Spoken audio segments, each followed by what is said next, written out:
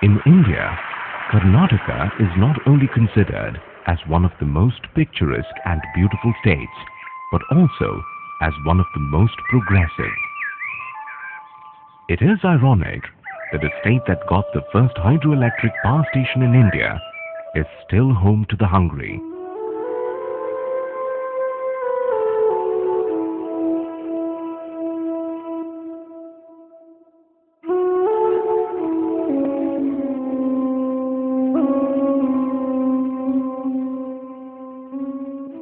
A state with its capital Bangalore, considered the Silicon Valley of India, housing the biggest international names, can't care for the hungry, can't do something about it. And that is precisely what one of the most progressive governments in the country is proposing to do. The most progressive, humane, the Karnataka Food Security Program Act 2005.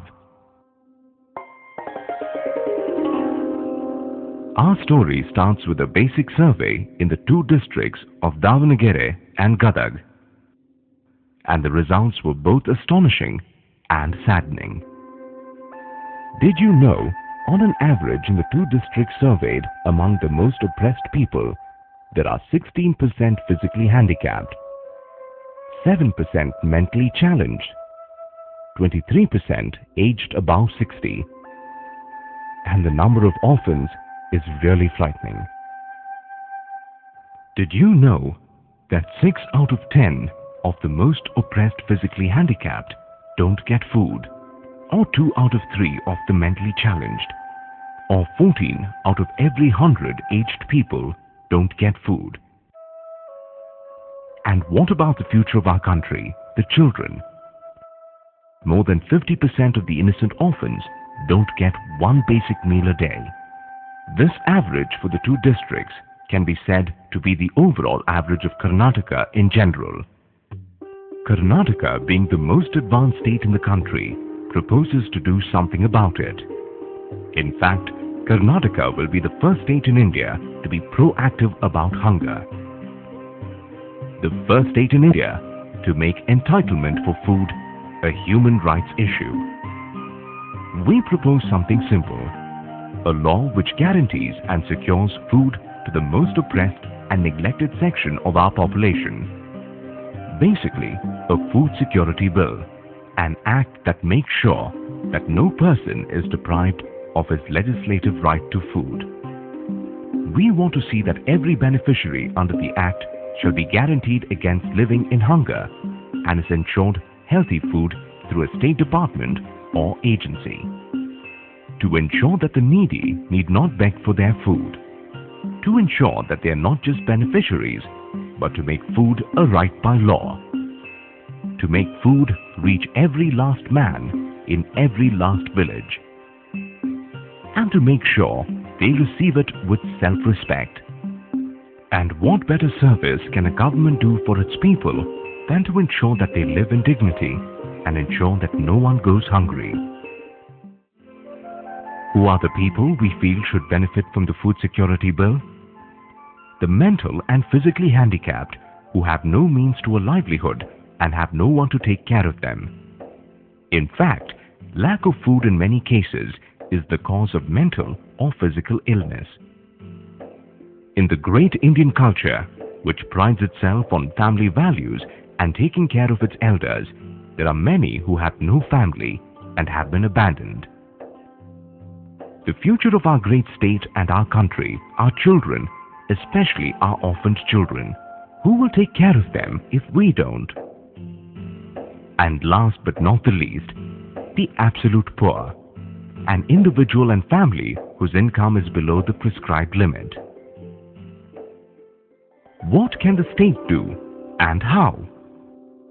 Prepare a program for delivering benefits under the Act. Identify the beneficiaries. Appoint state agencies at the district, taluk and village levels to secure and distribute food. Identify agencies for the implementation of the program and fix responsibilities. Provide the required communication and transport to places where the beneficiaries reside, thus making food available, easily accessible and affordable. A state-level high-power committee comprising of senior ministers and officers shall be constituted under the Act to advise, implement and monitor the program. Provision for action against deficiencies and non-performance. What is the necessity for such an enactment? Can a human being live without food? Isn't it the basic need? Isn't it a fundamental right?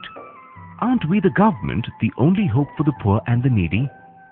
Aren't we the government the only power that can address this very basic human rights issue? It is simple. It is to make everyone in the government conscious.